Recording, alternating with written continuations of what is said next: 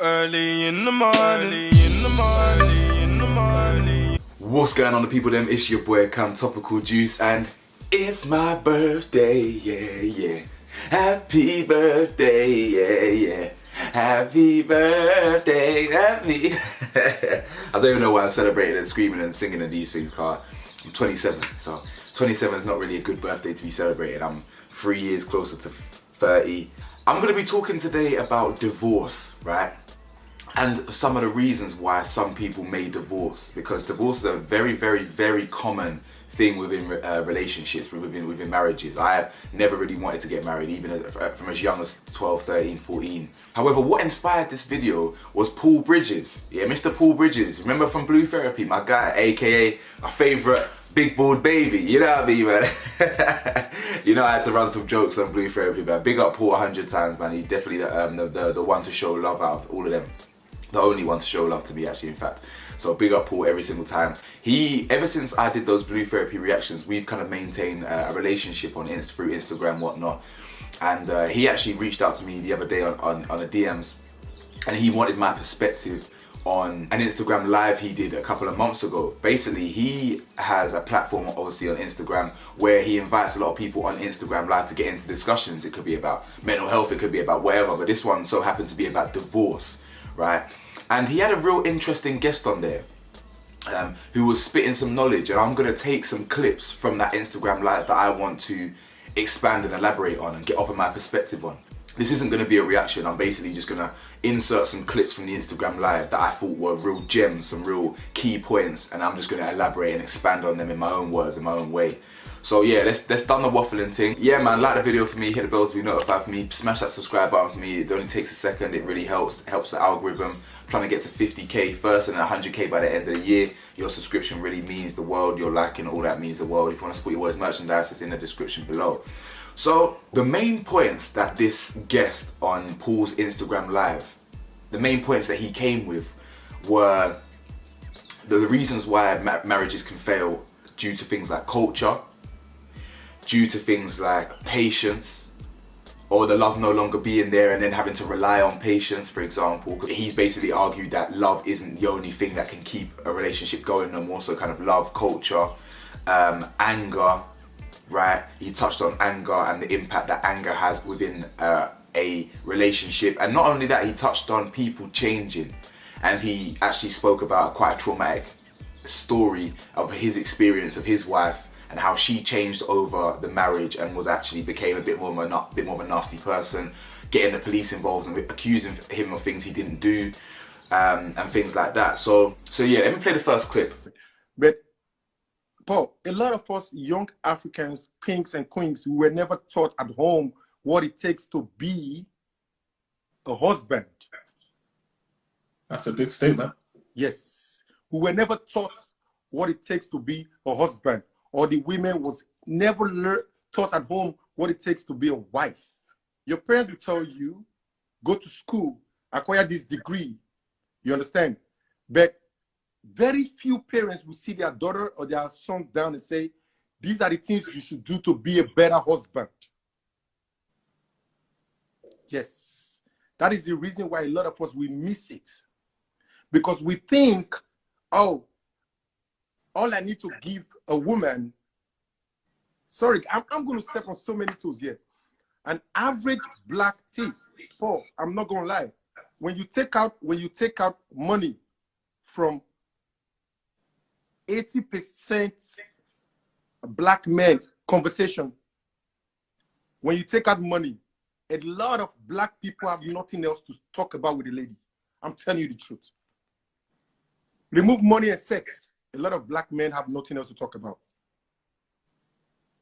Because our culture and society has taught us that the best way you can impress a woman is to let her know what you have in your account, but not what you have up here. And a lot of our women as well, they go with that, oh, if you cannot take care of me, pay my bills financially, you are not fit to be my husband. And a lot of men as well, we want to go for, the first thing when you see a woman, the next thing you want to ask is, what can you bring to the table? That's what you ask. What can you bring to the table? You're asking a woman what she can bring to the table when you yourself, you don't even have a table. A woman is supposed to come as your helper. And you as a man, you should have something that a woman can help you with. Now, this point here is very, very interesting. Now, what I'm taking from that is, it's about a balance. It's about what can you both bring to the table. He's talking about culture, right? And within certain cultures, there's an expectation from men to just say, listen, I'm the man, you're the woman. What do you bring to the table? I'm a high value man. I'm an alpha. What do you as a woman bring to the table for me, right? And I agree, I believe that culture's wrong. You as a man, you're saying this, that, and the other when you don't even have a table for yourself, let alone asking for what someone else can bring to it. Do you understand? What I like about this guest is that he's very balanced. So he's critical of men for having this opinion, which I agree with, but he's also critical of women for having that same entitlement. That mentality and culture of, I want to be weighted on hand and foot.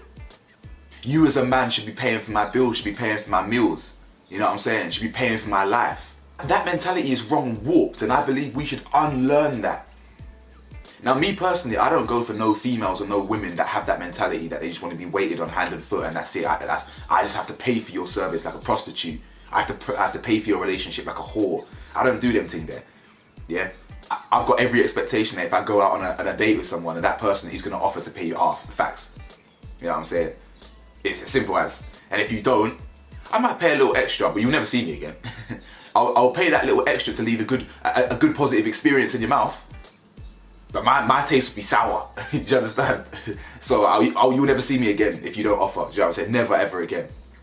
So I completely agree. I believe divorces and relationships in general can fail because we've never learned how to actually be in one.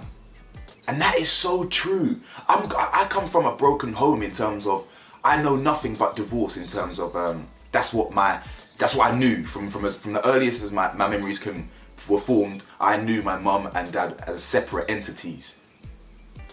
None of them taught me how to be in a relationship. None of them taught me what it was like to be a loving boyfriend or whatever. None of them. My mum never taught me about what I should do and how I should treat a woman growing up. Never. I learned that from the females in the female friends.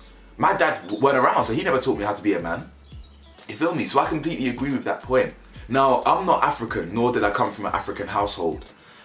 So I can't actually speak for all my Nigerian friends, my Ghanaians, whoever. But he basically raises the point that within African culture, he's not taught how to be a husband or a wife. He believes that within African culture, a lot of men, for example, or a lot of parents will say, listen, go get your degree, go get your money up, and the only thing that matters is your bank account. And that's not true. And I believe that if that's the foundation of a relationship and a marriage, you're doomed and destined to fail because that's surface level stuff, that's materialism. I said that so fresh, that's materialism, do you know what I'm saying? You get me? Rather than layered, deep connections, deeper understanding, real empathy, improving your knowledge rather than your body or your aesthetics, do you know what I'm saying? How you look. Now let me play this clip here where he talks about anger. And coming back to this topic, things that will make me divorce, or the reason why I fight for divorce. Anger is something that can make me fight for divorce. When it gets to a point where you cannot control your anger anymore, then your decisions you make at that time, they're as useful as useless. Yes. Because when you're angry, nothing else matters to you. All you think about is just yourself. You know? And that time, the things you do, you don't even care if it's for the detriment, like if it's going to destroy the kid's life. You don't care anymore. All you think about is just yourself, your own selfish interest. Now, I absolutely love this point, right? He's talking about anger here. And a telltale sign that your relationship is probably on the downward trajectory and you should be looking for the exit door is anger and the fact that you cannot control it. Now he says if you get to a point where you cannot control your anger, and it affects your decision making. Your decision making is as useful as useless. Man said it as useful as useless. I'm stealing them bars right there. I'm taking them lyrics. I love that. And that's a very valid point, because at the peak toxicity levels of my relationship, remember, I've only had one relationship and it only lasted for about a year and a half. I'm not that experienced in relationships. But for the last 6-7 months, it was extremely toxic, and my anger levels, it's funny because in a relationship, the person you love the most is also the person that could get you the most angry. Now I know that's also a kind of normality in a relationship, because I know you've got more feelings there, you love each other the most, so that, I don't know, so you care about their opinion more, and they can just get you angry quicker. But if it gets to a point where your decision making is clouded from just anger and impulse, you need to look for the exit door. Do you understand? Because when you feel yourself getting angry that fast, that's not healthy. The person you love the most shouldn't be making you feel that way, and then you shouldn't be then projecting your anger back onto them. That's unhealthy, that's toxic. Now this point here that he talks about next is very, very key. What he's talking about is low self-esteem and insecurity. And the fact that he's talking about men in this example, but you can apply this to anyone, especially women. I believe everyone should listen to this point here. He makes the point that marriages fail because, at the start of the relationship when you got together, you overlooked the flags, the low self-esteem flags, the insecurity flags, because you think that you can change them, you can help them. If I look past this part of it, I can help this person here, I can grow with this person here. Listen to what he says. And you go in and you see them, you're like, you know what? I think I can help this person. Nobody's perfect. Be very careful when you are trying to help a person who is inside the hole and you are on top. Be very careful that the person inside the hole does not have more weight than you on top. They will pull you inside the hole. Yes, yes. Because at the end of the day, you begin to see some traits, some characters, some patterns that you think, oh, it's okay. It's okay when she's angry, she take a knife and destroy things at home. It's okay, she breaks the TV. It's okay, I will change her. I will change her. A time will come, you see yourself, you start behaving like that person you are trying to help, because whatever you tolerate dominates you. Hey, like Paul said, you know what I'm saying? Shit, my hand hurts still. But yeah, whatever you tolerate dominates you. This is valid because then you're allowing, if you allow something that you've overlooked to continue and you haven't nipped it in the bud, you haven't communicated, you haven't whatever, and it manifests itself within you and takes over your mentality, you're then affecting your own mental health. Something that you tolerated in a relationship is now dominating the relationship. It's affecting your mental health, it's affecting your dynamic. You're turning into the person, or turning into the thing that you did not want to turn into. I'm not a toxic person at all. I'm very mature. I don't have an ego. I don't have any pride anymore. Like I'm mature. However, when I talk to toxic people or I engage with toxic people, sometimes I can see the toxicity within me come back out, or the old one. And that's because I'm dealing with that energy. Does that make sense? So it's very important that when you are building something with someone, that you don't overlook the red flags at the start. Please don't. Now, a lot of women fall into this category because a lot of women see, or a man will tell a woman a lot of things, and a woman will just overlook it and think, you know what, I can help him, I can change him. You know what I'm saying? Oh, he's got all these girls, but maybe he'll be with me, or yeah, he's abusive, but maybe I can change him because he will love me, or something, whatever it is, you know what I'm saying? Don't overlook it, man or woman, because it will literally affect your own mental health. That is very key. He's spitting some real shit here, you lot. Real shit. And I'm not even no expert in no relationship, so I can't even speak from personal experience, but I'm just emotionally intelligent in it. I just know, you know. Now, he makes a lot of valid points about the importance of the start of a relationship. You know, things like the flags, overlooking the flags, you know, the insecurities, things like that. But how do you keep a relationship once you're in it? Now, he makes a very, very valid point about us as humans, as men and women, putting emphasis in the wrong things. For example, men are just how big your willy is or something like that. That's not going to keep a woman. or how a female's body looks, how big her breasts are, how big her ass is, that's not gonna keep a man. Now listen to what he says. Listen to the knowledge he speaks, because this is really gonna hurt some people's feelings here. But listen to what he says here. Your beauty cannot keep a man. If you like, you go to the best doctor. You go and do your breast and your ass, and you don't do your brain, you will fail in marriage. The money you spend doing breast and ass, spend half of it to buy books and read. Do this place.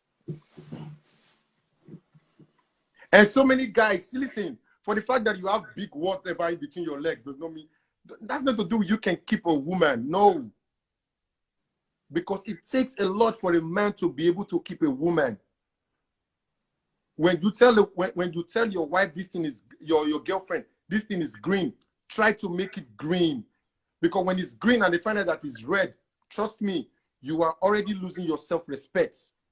A woman drops a bag somewhere and you go behind the back, you take her money and you're like, I don't know where it is. And you guys, you are the only two at home. Bro, you are losing your respect. When she tell you you're stupid tomorrow, don't say don't insult me. Bro, you've insulted yourself already. Facts. He said your beauty cannot keep a man. Like, that is, if that's not the most valid statement ever, then I don't know what is. How many times have we seen what Beyonce, she been cheated on? Yeah, Megan Good, I'm sure she got cheated on at some point in her life. No matter who you are, no matter how beautiful you are, no matter how sexy you are, no matter how fire you are, all the Love Island people, whatever, yeah, they all got cheated on. Because it goes deeper than just what you can offer externally. He literally said, you know, some women will go to the doctor and spend thousands on new ass and new titties, but won't invest any time in improving their brain, their mentality, their maturity. The same thing goes for men. Men will work extremely hard, potentially in the gym, potentially at work, solely because they believe that that's what gets women. Do you understand? That does not keep a woman. In fact, a woman might stay with you for your money and be getting cheated with her next man because she's getting emotionally stimulated elsewhere. Do you understand? So, communication is how you maintain a relationship. Communication and honesty, open dialogue, discussion. Not putting emphasis in the wrong things. Materialism, physicality. Because at the end of the day, yeah, while I enjoy the perks of being quite a good looking young man, looks will fade. Do you understand? Looks will fade, and when my looks inevitably fade, and my belly's round and my locks are falling out, and I'm bald and this, that, and the other. No offense, I mean bald's a good look for some, but I mean I've never been bald. I've had long, luscious locks. So when that inevitably happens to me, what can I bring to the table then? You know what I'm saying? Luckily for me, I've got a personality and I've got some brain cells up there, so I can bring a lot more to the table than just my looks and my appearance. But honestly, guys, he's really spitting some truth here, really spitting some knowledge. And finally, he says that people can change in relationships. Now, I'm not gonna insert a clip for this part because I don't need to, because I can just talk about what he says. His ex-wife was a white woman from Britain. They got 3 kids together. He's obviously a black guy. Now, he was reiterating the point that culture is very important, because within certain cultures, I mean the culture that his wife came from, for example, it's normal for when you get angry to just, I don't know, start slapping your husband and things like that, or whatever. Or take out a knife and start destroying things and things like that. And obviously within his culture, or within parts of his culture, it might be normal to put hands on a woman and things like that. Now that's not good. He disagrees with that. He disagrees with that heavily. But he mentions the point that people can change within a relationship. So you can start being lovey-dovey and friendly, but then as time goes on, you change within that relationship. You're just not the person that when you enter the relationship, you're no longer that person. So he actually tells of a story of how she lied about him. She actually cut herself, right, while he was asleep, and called the police and saying that he cut her. He was in custody for 32 hours before his ex-wife came to the police station and said, I lied, I'm sorry, right? Now, that type of behavior there is scary. You lot know me as someone who often likes to believe victims because the stats don't lie. Victims don't have a voice a lot of the time. But women and men, but women out there that lie to get men arrested and fuck up a whole man's livelihood, there's not much worse than that. You are foul. You are foul, because there's real women out there and men out there that have really been through domestic abuse, violence, sexual assault and arrest, whatever. And if you can sit there and lie, you are sick in the head. And that will definitely make a person divorce, because the person is no longer that person that they got with, and they're capable of doing things that they didn't think that they could do. So listen, this guy's spitting knowledge. Paul, big up yourself for having these people on your platform. I appreciate you reaching out for my opinion on it, because this is a very valid topic. I've never actually spoken about divorce and why people could divorce before. So yeah, man. Let me know you lot's thoughts as well, guys. You lot that have been in relationships, that have been in like marriages as well, and you're no longer in them. What happened? You know, please. You know my platform is a place to share your experiences. What happened in the relationship? How did it go tits up? Did the person change? Did they not? What red flags did you overlook at the start? Let me know. You know, let's get into it. Let's talk about it. You know, I'm not no expert. I'm just a man in his 20s that likes to spit some knowledge. You know what I'm saying? But I'm no expert. I've barely even had a relationship, let alone a marriage. But I'm just spitting some what I believe is the key points of how a relationship should be maintained, or how it can go tits up and things like that. So let me know your thoughts, man. Like, comment, subscribe, and I'll see you lot in the next video. Peace.